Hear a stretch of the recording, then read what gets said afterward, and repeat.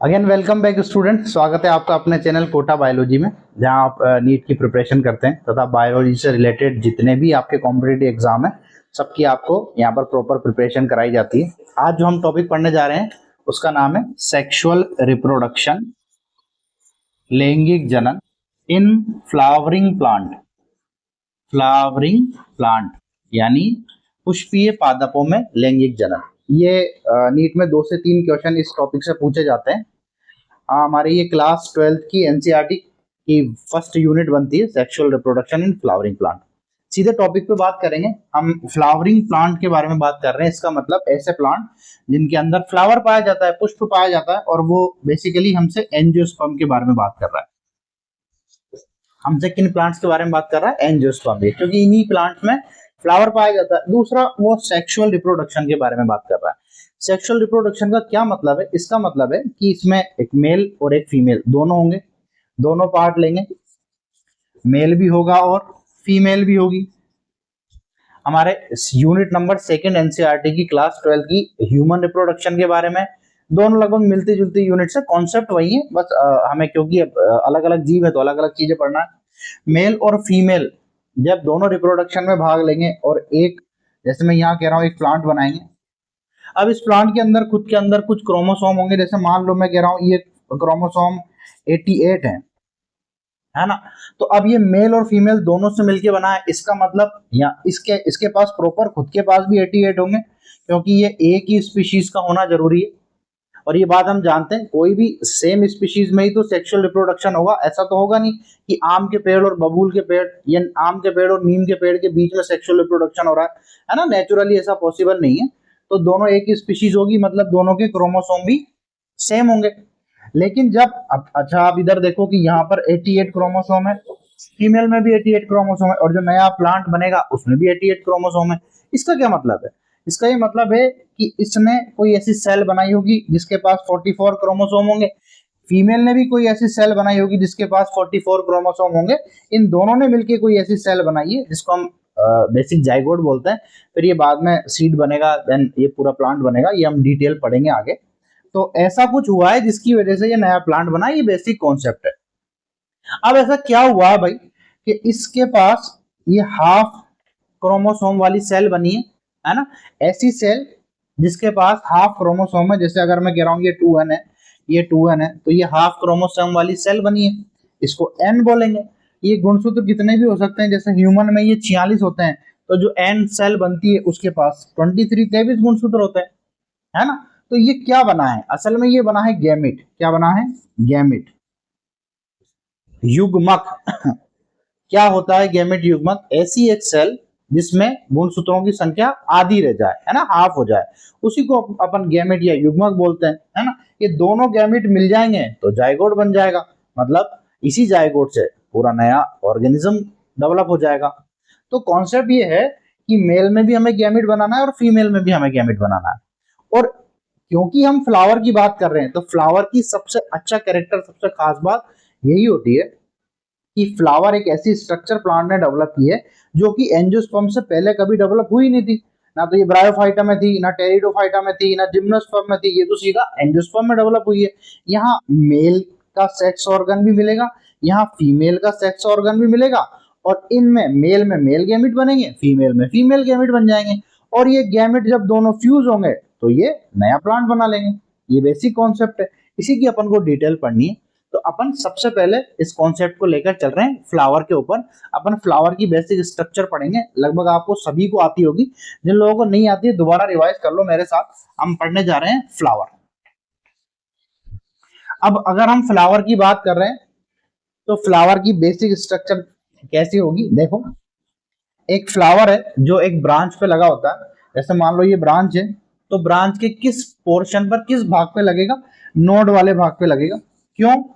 आपको पता होगा कि नोड वो स्ट्रक्चर है जहां पर मेरिस्टेमेटिक कोशिकाएं पाई जाती हैं, विभज्योतक कोशिकाएं पाई जाती हैं। ये वो कोशिकाएं होती हैं जो निरंतर विभाजन करती रहती हैं, कंटिन्यू डिवीजन करेंगी। तो यहाँ पर नोड है, यहाँ पर ही ऐसी स्ट्रक्चर डेवलप होगी जो कि फ्लावर है। अब हम सीधे फ्लावर पे आ रहे हैं। तो फ्लावर ये ब्रांच से डेवलप होने वाली ये स्ट्रक्चर है, इसको हम बोल रहे हैं पेडिसिल। पेडिसिल पुष्प वृंत जिसको कहा जाता है। इसके बाद पेडिसिल के बाद ऐसी एक स्ट्रक्चर है जिसका नाम है थैलेमस। इसको बोलते हैं थैलेमस, है ना। इस थैलेमस के ऊपर प्लांट के सारे पार्ट लगेंगे। जैसे कि आपने सभी ने, लगभग हम सभी ने फ्लावर देखा होता है, तो फ्लावर के सबसे बाहर वो ग्रीन कलर की छोटी छोटी सी जो पत्तियों जैसी संरचना होती है, यहाँ पर ग्रीन कलर की ऐसी छोटी छोटी जो पत्तियों जैसी संरचना है, उसको हम क्या बोलते हैं? ये हमारे पास सेपल। क्या है ये? सेपल। जो आपने जो पंखुड़ियां देखी है ना, कलरफुल, ब्राइट कलरफुल, बहुत ही प्यारी खूबसूरत, फ्लावर में जो सबसे सुंदर पार्ट क्या है? उसकी पंखुड़ियां। यही जो पंखुड़ियां हैं ये कहलाती हैं अपनी पेटल। तो इसको दूसरे कलर से ड्रॉ करना चाहिए मुझे, एक जैसा अच्छा नहीं लगेगा ना। ये अपन ने बनाए हैं इसके पेटल। ये पेटल बनाए, ये सुंदर सुंदर पेटल होते हैं, है ना। इसी के नीचे ग्रीन कलर के क्या होते हैं? सेपल होता है। सेपल के ग्रुप को अपन क्या बोलते हैं? कैलिक्स। और पेटल के ग्रुप को अपन क्या बोलते हैं? कोरोला। ये हमने फ्लावर फॉर्मूले में पढ़ते हैं अपन, है ना, कैलिक्स, कोरोला। अब बात करते हैं कि यहाँ पर जो मेल सेक्स ऑर्गन है, नर जननांग प्लांट का, वो क्या है? तो इसी थैलेमस से एक स्ट्रक्चर ओरिजिनेट हो रही है, इसको अपन बोलते हैं स्टेमन। क्या बोलते हैं? स्टेमन। ये है पुंकेसर या स्टेमन। स्टेमन जो कि है मेल स्ट्रक्चर, नर जननांग। और अगर मैं मादा जननांग की बात करूं या फीमेल सेक्स ऑर्गन की बात करूं, तो यहीं पर एक सुंदर सी स्ट्रक्चर और है जिसको हम कह रहे हैं कार्पल या पिस्टिल, है ना। मैं इसको इधर ड्रॉ कर रहा हूं, यहाँ पे शायद आपको अच्छे से समझ नहीं आ रहा हो। ये रहा अपने पास कार्पल या पिस्टिल, जिसको अपन बोल रहे हैं फीमेल सेक्स ऑर्गन। इसका ये जो ऊपर वाला भाग है, हमें पता है इसको बोलते हैं स्टिग्मा, इसको बोलते हैं स्टाइल, ये वर्तिका, ये वर्तिकाग्र, और इसको बोलते हैं ओवेरी, है ना। ये थैलेमस पे लगी होती है। तो ये स्टिग्मा है, स्टाइल है, ओवेरी है। यही वो ओवेरी है जिसके अंदर ओव्यूल पाया जाता है, जिसमें फीमेल गैमेट बनेगा, है ना। और अगर हम इसकी स्टेमन की बात करें, तो स्टेमन में यहां ड्रॉ कर रहा हूं, ये स्टेमन है। इसका ये वाला भाग है, इस वाले पोर्शन को हम बोलते हैं क्या? एंथर। इस पोर्शन को बोलते हैं एंथर। और ये जो बचा हुआ पार्ट है नीचे वाला, है ना, ये डंडे जैसा, इसको हम बोल रहे हैं स्टॉक। तो अभी तक आपने क्या सीखा? आपने फ्लावर की बेसिक स्ट्रक्चर देखी है, पेडिसिल पे लगा होता है, थैलेमस के ऊपर सारे प्लांट पार्ट होते हैं, जो ग्रीन कलर की छोटी छोटी पत्तियां होती हैं उनको बोलते हैं सेपल। सेपल का ग्रुप ही कहलाता है कैलिक्स। जो रंग बिरंगे ब्राइट कलर के होते हैं उनको बोलते हैं कोरोला। कोरोला का ग्रुप, सॉरी सॉरी सॉरी, जो ब्राइट होते हैं इनको बोलते हैं अपन पेटल, इनको बोलते हैं पेटल। पेटल, पेटल का ग्रुप ही कहलाता है corolla. Then male sex organ जो है वो है अपने पास स्टेमन। स्टेमन दो पार्ट में होता है, ये ऊपर वाला है ये एंथर है, ये नीचे वाला है stalk. Then female sex organ, इसको बोलते हैं कार्पल या पिस्टिल। अपन इसको बोलते हैं या तो कार्पल बोलेंगे या इसको बोलेंगे पिस्टिल। अब एक कार्पल पिस्टिल में तीन भाग हैं। ऊपर वाला जो स्टिग्मा है, ये जो आपको गोल ऊपर दिख रहा है, यहाँ ये चिपचिपी सरफेस होती है, स्टिकी सरफेस होती है। जब पोलन ग्रेन बनेगा तो वो इसी की पर आकर चिपकेगा, है ना। उसके बाद ये लंबी सुराहीदार गर्दन जैसी संरचना है, इसको स्टाइल बोलते हैं, है ना। स्टाइलिश है भी, ये सुंदर लग रही है ना, स्टाइलिश है, स्टाइल के बोलते हैं। और ये ऐसे गोलाकार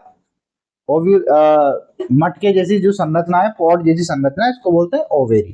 ठीक है, ये ओवेरी कल को फ्रूट में कन्वर्ट होगी, अपन ये बातें पढ़ेंगे आगे। तो ये एक बेसिक सी जो स्लाइड, तो ये एक बेसिक सा जो आपके सामने है, ये एक फ्लावर की बेसिक स्ट्रक्चर है। अच्छा, अब यहाँ पर ये जो मेल सेक्स ऑर्गन है अपने पास स्टेमन, तो ग्रुप ऑफ स्टेमन को क्या बोलते हैं? स्टेमन का समूह अपने पास क्या कहलाता है? वो कहलाता है अपने पास एंड्रोशियम। एंड्रोशियम। और ग्रुप ऑफ कार्पल, है ना, ग्रुप ऑफ पिस्टिल, ये अपने को पास कहलाता है गाइनोशियम। ये कहलाता है गाइनोशियम, है ना। प्लांट मॉर्फोलॉजी में अपन डिटेल में बात करेंगे इसके बारे में। स्टेमन कितने हो तो क्या कंडीशन है, कहाँ लगे हो तो क्या कंडीशन है, अपन सब डिटेल में बात करेंगे। फिलहाल ये बेसिक कॉन्सेप्ट है आपका, है ना। तो जब हम फ्लावर फॉर्मूला लिखते हैं तो ऐसे लिखते हैं KCAG। फॉर्मूला हम लिखते हैं KCAG। के फॉर हमें क्या शो होगा, कैलिक्स। के फॉर शो हो रहा, फ्लावर फॉर्मूला में हम क्या लिखते हैं, KCAG। ये जो के है ये कैलिक्स शो करेगा। हालांकि कैलिक्स की स्पेलिंग में के नहीं है, पर फिर भी याद करने के लिए केलिक्स और को रोला, तो को वाला अपन सी से लिख रहे हैं। कैलिक्स जो प्रॉपर के साउंड कर रहा है उसको कैसे लिख रहे हैं, देन एंड्रोशियम देन गाइनोशियम। ये स्टेमन की संख्या बताएगा और ये अपने को कार्पल या पिस्टल की संख्या बताएगा। ये बेसिक्स हमारे पास फ्लावर से रिलेटेड जितनी जानकारी है ये आपके सामने है। अगर आप ड्रॉ करना चाह रहे हैं तो यहाँ पर वीडियो पॉज कीजिए, इसको ड्रॉ कीजिए, देन मैं इसको रब कर रहा हूँ, फिर अपन नेक्स्ट पार्ट पढ़ेंगे। तो हम मैं बात करने जा रहा हूँ यहाँ पर मेल सेक्स ऑर्गन की। अपने पास नर जननांग प्लांट में, अभी हम किसके बारे में बात कर रहे हैं, सारी प्लांट की। तो मेल सेक्स ऑर्गन जो कि हमारे पास क्या है, स्टेमन, पुंकेसर, इसके बारे में हम बात कर रहे हैं। मैंने अभी स्ट्रक्चर आपको ड्रॉ किए, ये तो स्टॉक है और इसके ऊपर ही ये जो पोर्शन है ये है एंथर। ये कंप्लीट जो स्ट्रक्चर है ये क्या कहला रही है अपन को, स्टेमन, ये एंथर है और ये स्टॉक है। अब हम इसकी थोड़ी डिटेल देखना चाह रहे हैं, क्यों, क्योंकि हम सब कुछ देखेंगे कि सेक्सुअल रिप्रोडक्शन के लिए जो गैमेट बनेगा वो इसी के अंदर बनेगा। तो अब हम डिटेल स्ट्रक्चर देखना चाह रहे हैं, और डिटेल स्ट्रक्चर देखने के लिए हमें यार ऐसे तो दिखने से रहा, हमें क्या करना पड़ेगा, इसका हमें काटना पड़ेगा। हम इसको बीच में से ऐसे काटेंगे और उसको बोर्ड पे ऐसे शो करेंगे। तो मैंने इसको क्या किया, ऐसे कट किया है और आपको यहाँ पर शो किया है। तो ये दोनों पोर्शन आपको ऐसे शो कर रहा हूं मैं। अभी आपको सब समझ आएगा कि क्या यहाँ कहानी चल रही है।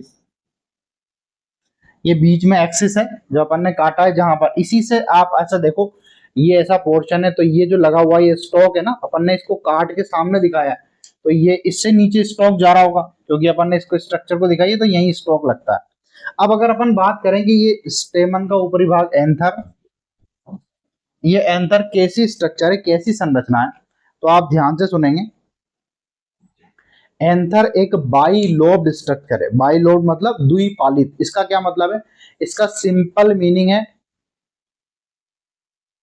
एक सेकेंड, इसका सिंपल मीनिंग है लोब, ये ऐसे पालियां, देखो अब मेरा हाथ देख रहे हैं, ऐसे दो ये पालियां बन रही है, लोब बन रही है, ऐसे दो लोब ऐसे मिली हुई हैं ऐसे, तो ये बन गई है बाइलोब्ड, द्विपालित, बाइलोब हो गई है ना। अब हम इनको काट के अंदर देखना चाह रहे हैं, तो मैं अगर इस लोब को काट के देखूंगा अंदर से, इस लोब को काट के देखूंगा अंदर से, ये बाइलोब्ड है, हमने इसको काट के यहां देखा है। तो हर लोब, प्रत्येक lobe, each lobe have two theca, है ना। अंदर से ये दो पोर्शन है इसमें, जिनको हम बोल रहे हैं थीका। अगर हम इसको कंप्लीट स्ट्रक्चर को ऐसे जोड़ के देखें तो ये बाइलोब्ड है, और इसको काट के देख रहे हैं तो हर लोब में, ईच लोब में दो थीका है। तो एक थीका, ये कंप्लीट स्ट्रक्चर एक थीका है हमारे पास, ये पूरी स्ट्रक्चर एक थीका है, ये भी एक थीका है। ये दोनों मिला के एक लोब बनी है जो ये वाली थी, ये दोनों मिला के एक लोब बनी है, तो इसके अंदर भी थीका है, इसके अंदर भी थीका है। यानी एनसीईआरटी एक लाइन बोल के जा रही है अपन को, है ना, anther is a bilobed structure, each lobe contain two theca. प्रत्येक लोब इसकी दो थीका को रखती है, जैसा कि हमें दिखाई दे रहा है। अब ये बड़ी इंपॉर्टेंट स्ट्रक्चर बनती है, इसके अंदर क्या हो रहा है अब हम डिटेल देख रहे हैं, है ना, सॉरी। तो अब हम इसके अंदर की स्ट्रक्चर देखना चाह रहे हैं कि ये अंदर से और क्या क्या है। तो सुनो, यहां पर अपन को कुछ लेयर्स मिलेंगी, जैसे यहां सबसे बाहर की जो सेल्स हैं, ये जो सेल्स की लेयर है ना, इनको अपन कह रहे हैं, सबसे बाहर की जो सेल्स हैं, इन ये जो लेयर है इसको अपन बोल रहे हैं एपिडर्मिस।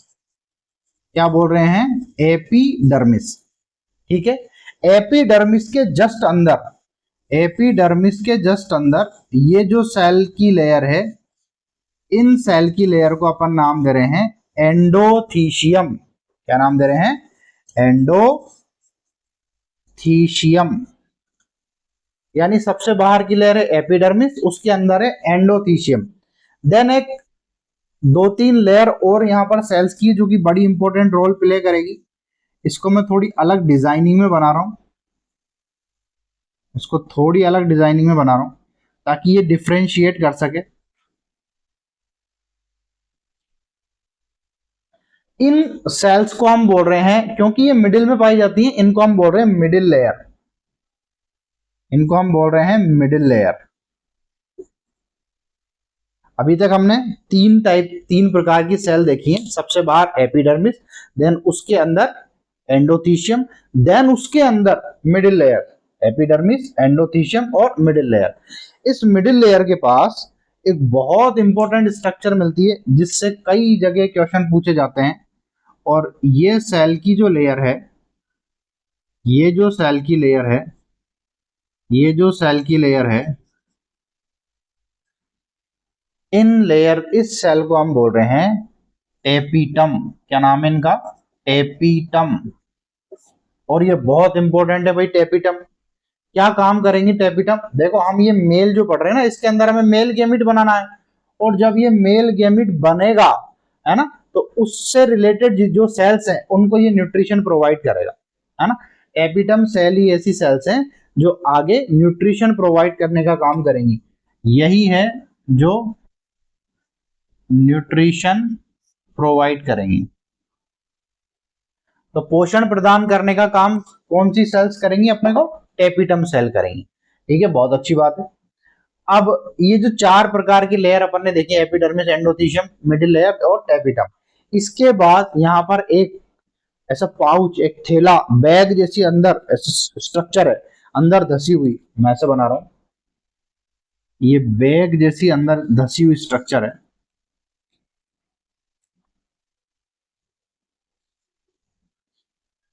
इसको बोल रहे हैं अपन स्पोरेंजियम। क्या बोल रहे हैं?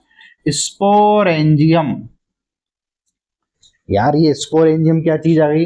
देखो, स्पोरेंजियम मतलब बीजाणुधानी, इसी के अंदर हम स्पोर बनाएंगे, यही स्पोर को कंटेन करके रखेगी। तो जो स्पोर को कंटेन करेगी, रखेगी, उसी को बोल रहे हैं स्पोरेंजियम, है ना। तो ये स्पोरेंजियम है, यहाँ पर एक ऐसा थैले जैसी स्ट्रक्चर है। अब हमने कहा है कि भाई आप स्पोरेंजियम हो तो क्या क्वालिटीज है आप में? तो स्पोरेंजियम हमसे बोल रही है कि मेरे अंदर बहुत सारा टिश्यू पड़ा हुआ है, मेरे अंदर बहुत सारा टिश्यू पड़ा हुआ है। हमने बोला कि क्या खास बात है इस टिश्यू की? ये कह रही है हमसे कि इसका नाम तो पूछो जरा। हमने कहा आपका क्या नाम है? इसका नाम है स्पोरोजीनस टिश्यू, स्पोरोजीनस टिश्यू। अरे वाह भाई, आप, जीनस मतलब होता है पैदा करने वाला, तो आप स्पोर पैदा करने वाले टिश्यू के। हाँ, हमने कहा आप टिश्यू हो ना, टिश्यू का मतलब क्या होता है? Group of cells. तो आप किस टाइप की सेल से बने हो? तो ये नाम से क्लियर हो रहा है, ये अपने आप ही बता रही है कि देखो हम स्पोरोजीनस टिश्यू हैं, मतलब हमारी जो प्रत्येक सेल है, ईच सेल है, वो स्पोर बनाएगी, स्पोर पैदा करेगी, और पैदा करने वाले को अपन क्या बोलते हैं? मदर, है ना। जो बच्चा पैदा करती है उसको मदर बोलते हैं। यानी जो स्पोरोजीनस टिश्यू है, इसकी जो सेल्स हैं, इनका नाम है स्पोर मदर सेल। क्या नाम है? Spore mother cell. Spore mother cell कौन सी सेल्स है? ऐसी सेल जो स्पोर को पैदा करेंगी, है ना। तो क्लियर है, मैं रिवाइज करा रहा हूं। हमने एक एंथर के अंदर की स्ट्रक्चर देख रहे हैं। सबसे बाहर एपिडर्मिस है, देन एंडोथीशियम है, देन मिडिल लेयर है, देन टेपिटम है। टेपिटम जो स्पोर बनेंगे इनको न्यूट्रिशन प्रोवाइड करेगी, ठीक है। इसके अंदर स्पोरेंजियम धसी हुई होती है। इस स्पोरेंजियम के अंदर कुछ टिश्यू भरा हुआ है जिसको हम बोल रहे हैं स्पोरोजीनस टिश्यू। हमने कहा आपकी क्या खास बात है यार? ये कह रहा है मुझे जो टिश्यू कहा गया है, मेरी प्रत्येक सेल क्या है? स्पोर मदर सेल है। अब स्पोर मदर सेल है, इसका मतलब ये 2n है। इसका मतलब क्या है? 2n है। अभी आप देख रहे होंगे यहां पर, अच्छा, जो काम यहां हो रहा है वो यहां भी हो रहा है, यहां भी हो रहा है, यहां भी हो रहा है। ये एक जैसे स्ट्रक्चर है, अपन सब जगह तो नहीं पढ़ सकते ना, अपन एक ही जगह पढ़ेंगे। तो यहां भी यही काम हो रहा है। तो ये भी स्पोर मदर सेल ही है। अब यहाँ पर स्पोर मदर सेल क्या करेंगी? स्पोरोजेनेसिस, मतलब स्पोर का फॉर्मेशन। बड़ा इंपॉर्टेंट टॉपिक है यार स्पोरोजेनेसिस। तो अपन अब आगे क्या पढ़ने जा रहे हैं? स्पोरोजेनेसिस। तो ये जो स्ट्रक्चर है आप यहाँ पर पॉज करें वीडियो, आराम से डायग्राम बनाएं इसका। जो लोग इसको लिखकर थोड़ा सा नोट्स बनाना चाहते हैं आराम से पॉज करके नोट्स बनाओ, ठीक है। मैं रब करके आगे टॉपिक पढ़ा रहा हूँ, स्पोरोजेनेसिस, ठीक है।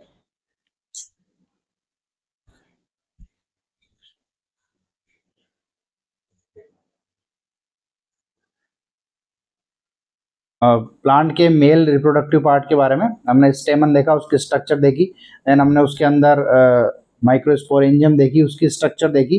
फिर अब हम नेक्स्ट टॉपिक पे आ गए हैं जिसका नाम है स्पोरोजेनेसिस, है ना। अब क्योंकि हम मेल में बात कर रहे हैं और मैंने बायोलॉजी का एक कॉन्सेप्ट आपको बता ही रखा है।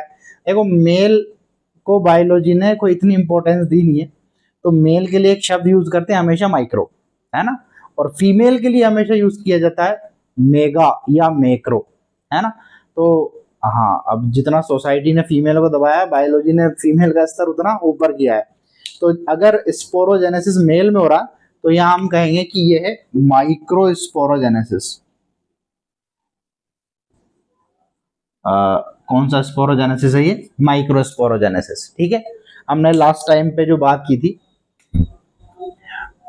हम बात कर रहे थे ये एक स्पोरेंजियम है और स्पोरेंजियम के अंदर ये स्पोरेंजियम है, ऐसे लगी हुई है सैक जैसी, थैले जैसी स्ट्रक्चर है। स्पोरेंजियम के अंदर बहुत सारा क्या भरा हुआ है? स्पोरोजीनस टिश्यू, है ना। और मैं कह रहा हूं स्पोरोजीनस टिश्यू की ईच एंड एवरी सेल वो अपने आप में क्या है? Spore mother cell. अब क्योंकि यहाँ माइक्रोस्पोर बनाएंगे तो हम इसको बोल रहे हैं microspore mother cell, microspore mother cell. जब हम ये बात फीमेल में करेंगे और मेगास्पोर बनाएंगे तो वहां मेगास्पोर मदर सेल कहलाएगी, है ना। तो यहां पर अभी हम कह रहे हैं माइक्रोस्पोर मदर सेल। अब ये ईच एंड एवरी सेल में क्या काम हो रहा है, ध्यान से सुनो। ये माइक्रोस्पोर मदर सेल ये 2n है। इस माइक्रोस्पोर मदर सेल में, जैसे मैं यहां आपको ये दर्शा रहा हूं, है ना, इसको मैंने बाहर निकाला, ये हर सेल में यही काम हो रहा है। ये माइक्रोस्पोर मदर सेल में मियोसिस या अर्धसूत्री विभाजन, अर्धसूत्री विभाजन जिसको अपन बोल रहे हैं मियोसिस, ये हो रहा है। अब अगर अपन मियोसिस के बारे में देखें तो मियोसिस दो फेज में होता है, meiosis first and meiosis second, है ना। जब मियोसिस फर्स्ट होगा तो एक सेल ये दो न्यू सेल में कन्वर्ट हो जाएंगी और इन दोनों की प्लॉइडी क्या होगी? अगर ये 2n है तो ये n और n होंगी, ठीक बात है। ये अभी क्या कंप्लीट हुआ है? मियोसिस फर्स्ट, अर्धसूत्री विभाजन प्रथम जैसे ही कंप्लीट हुआ, एक सेल अपने पास दो सेल में कन्वर्ट हो गई और ये दोनों है n n। देन अर्धसूत्री विभाजन सेकंड कंप्लीट होगा और ये फिर दो में कन्वर्ट हो जाएंगी। अब ये भी n है, ये भी n है, ये फिर दो में कन्वर्ट हो जाएंगी, ये भी n है हमारे पास और ये भी n है। मैं देख लेता हूं आपको ये वीडियो में दिख रहा है नहीं दिख रहा है।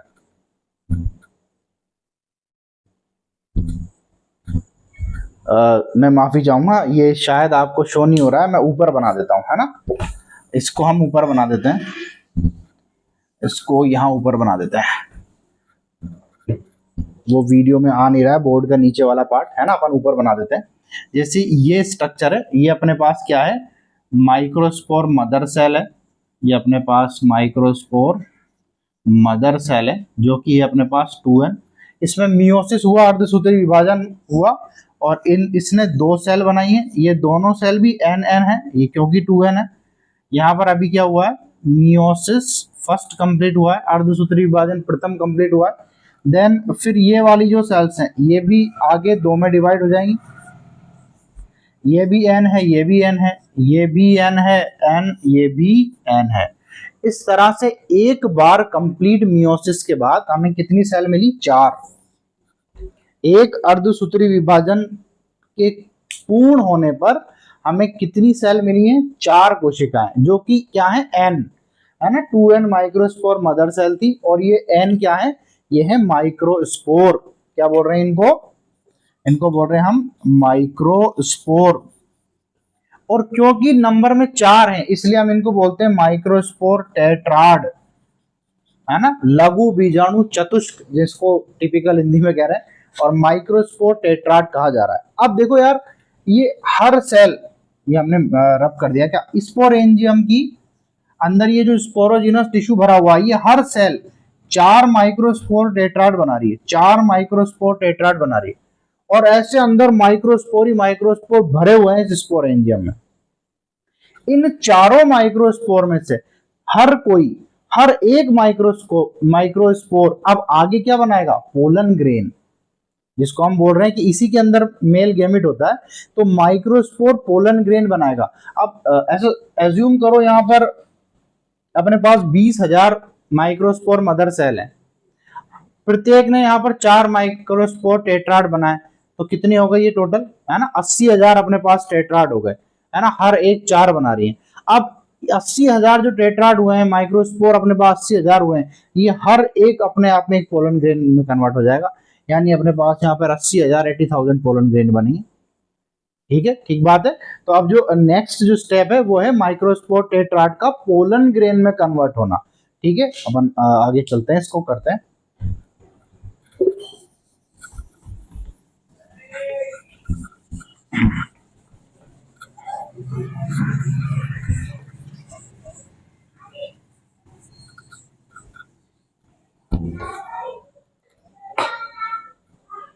अब हम स्टार्ट करने जा रहे हैं कि ये अपने पास ये एक माइक्रोस्पोर टेट्राड है, सॉरी ये माइक्रोस्पोर है ना। ये माइक्रोस्पोर कैसे अपने अंदर चेंजेस लाए कि ये पोलन ग्रेन में कन्वर्ट हो जाए। ठीक है, तो माइक्रोस्पोर है, इसका ये न्यूक्लियस है, इसके अंदर क्रोमोसोम होंगे जिनका नंबर n होगा, है ना। ये जैसे कोई प्लांट है जिसमें 44 क्रोमोसोम है, तो ये वो माइक्रोस्पोर है, इसमें अंदर कितने होंगे, 22 क्रोमोसोम होंगे, सिंपल बात है ये, है ना।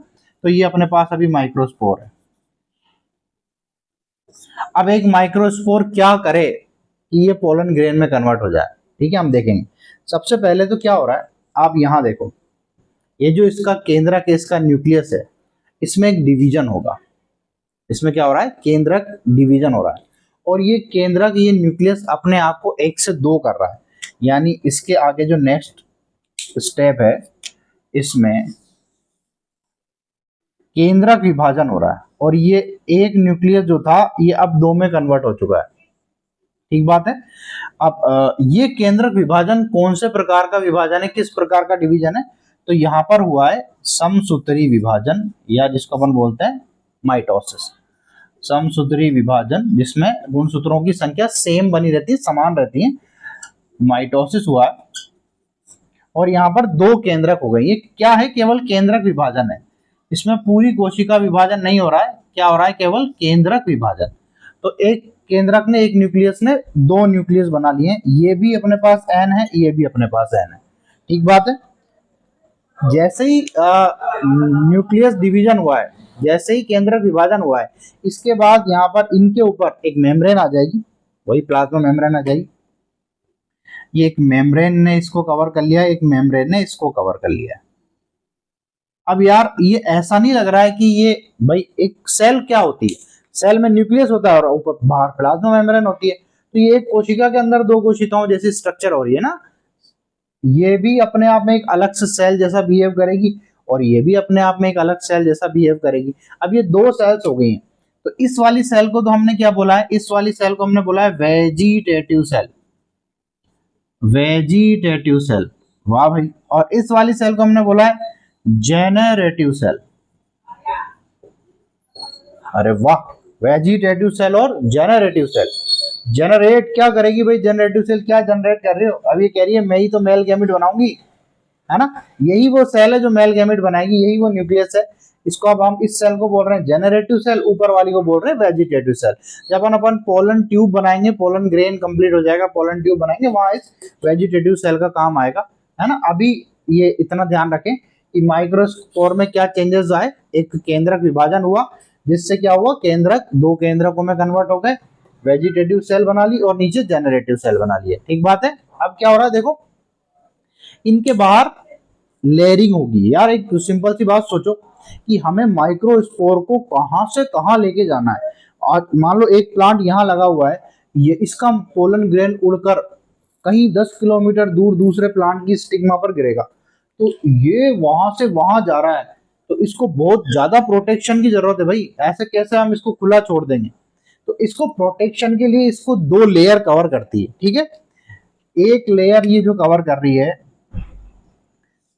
इसको प्रोटेक्शन के लिए यहां पर 2 लेयर आई है।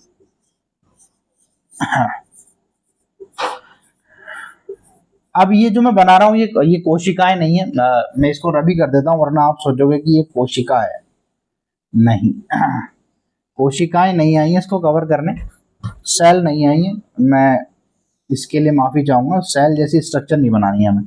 हम कह रहे हैं कि इसके बाहर एक प्रोटेक्टिंग लेयर बनी है।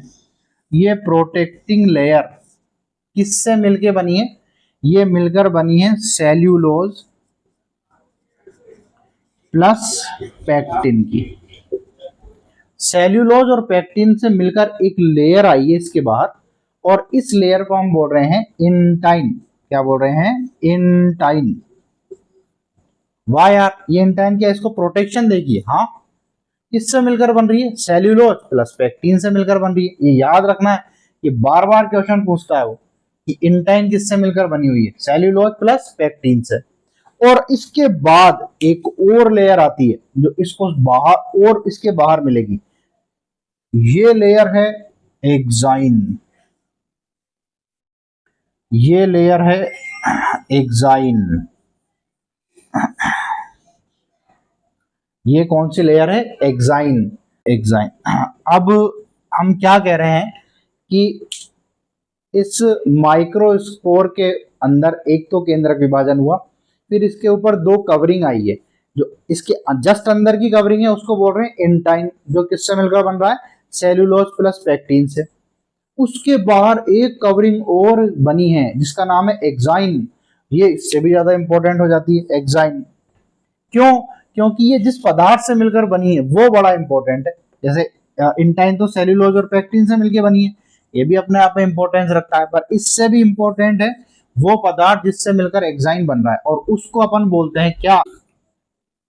तो और ये एक्साइन इतनी इंपॉर्टेंट क्यों है? क्योंकि ये जिस पदार्थ से मिलकर बन रही है ना, वो इस जीव जगत का सबसे स्ट्रॉन्गेस्ट मटेरियल है। यानी जो भी हम कहते हैं ना लिविंग थिंग, उन लिविंग पदार्थ में से सबसे स्ट्रॉन्गेस्ट अगर कोई मटेरियल है, सबसे मजबूत अगर कोई मटेरियल है, तो वो ये है जिसका नाम है क्या? स्पोरोपोलेनिन। इस पदार्थ को बोलते हैं स्पोरोपोलेनिन। 5 स्टार लगाओ उस पर। पूछा जाता है कि जीवों का सबसे स्ट्रॉन्ग पदार्थ क्या है? स्पोरोपोलेनिन। पोलन ग्रेन जो बनेगा, इसकी एक्साइन लेयर किससे मिलकर बनी है? स्पोरोपोलेनिन। ये इतना ज्यादा स्ट्रॉन्ग है कि हम इस पर एसिड डाल के देखते हैं, कोई फर्क नहीं पड़ रहा। हटाओ, हमने इसको टेम्परेचर देके देखा है ना, 100, 200, 500 डिग्री, अरे हटाओ, कोई फर्क नहीं पड़ रहा। हमने इसको बहुत हाई एसिडिक एंजाइम देके देखे, तरह तरह के हमने इसको एंजाइम से ट्रीट करा, इसको कोई फर्क नहीं पड़ रहा है ना। भाई इतना सख्त लौंडा, इतना मजबूत ये आदमी है भाई, इतना सख्त लौंडा है कि कोई फर्क नहीं पड़ रहा है इसको। नाम क्या है भाई का? स्पोरोपोलेनिन। क्या है स्पोरोपोलेनिन? हार्डेस्ट लिविंग मटेरियल है। ये भी मैं लिख देता हूं, स्पोरोपोलेनिन क्या है? Hardest living material. Hardest living material है भाई स्पोरोपोलेनिन, जिससे मिलकर क्या बन रही है? इस पोलन ग्रेन की एक्साइन। अब ये जो कंप्लीट स्ट्रक्चर है, जिसके सबसे बाहर एक्साइन है, उसके अंदर इंटाइन है, देन एक वेजिटेटिव सेल है और एक जनरेटिव सेल है। इस कंप्लीट स्ट्रक्चर का नाम, इसका नाम है पोलन ग्रेन। इसका नाम क्या है? Pollen grain. तो पोलन ग्रेन रिवाइज करें, सबसे बाहर मिलेगी एक्साइन जो मिलकर बनी है स्पोरोपोलेनिन से, देन उसके अंदर मिलेगी इंटाइन जो बन रही है किससे? सेल्यूलोज और पैक्टिन से, देन उसके अंदर जो सेल है वो 2 सेल की से मिलकर बन रही है, ऊपर वाली वेजिटेटिव, नीचे वाली जनरेटिव सेल। अब आपके दिमाग में क्वेश्चन आया होगा कि सर यहाँ पर ये आपने एक जगह छोड़ दी है ना, यहाँ पर आपने क्यों नहीं बनाई ये एक्साइन, है ना? ये क्वेश्चन है और बहुत वैलिड क्वेश्चन है। देखो, अगर हम यहाँ पर भी एक्साइन बना देते तो दुनिया की कोई चीज ऐसी नहीं है जो इसको तोड़ पा रही है, तो फिर ये बाहर गैमेट निकलेगा कैसे? ये सेक्सुअल रिप्रोडक्शन होगा कैसे? यही वो जगह है जहां से पोलन ट्यूब बनेगी और ये मेल गैमेट फीमेल गैमेट के पास जाएगा। अपन डिटेल में पढ़ेंगे इसको। यहां से ही क्या बनती है? Pollen tube. तो ये वाला पोर्शन क्या कहलाता है? ये जो पोर्शन ये कहलाता है जर्म पोर। क्या कहला रहा है, जर्म पोर, ऐसा छेद जहां से जर्म ट्यूब बनेगी, है ना, जर्म पोर ये वाला पोर्शन कहला रहा है। ये कंप्लीट पोर्शन क्या है हमारे पास, पोलन ग्रेन है, ठीक है।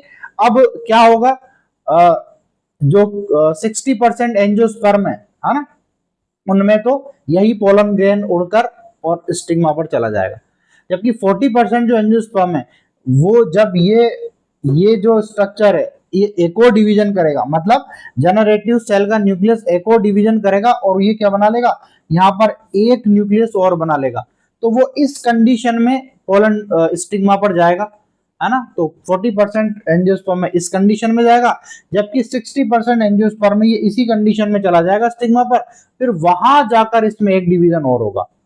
ठीक बात है, तो अपन ये डिटेल में आगे करेंगे नेक्स्ट क्लास में, ठीक है।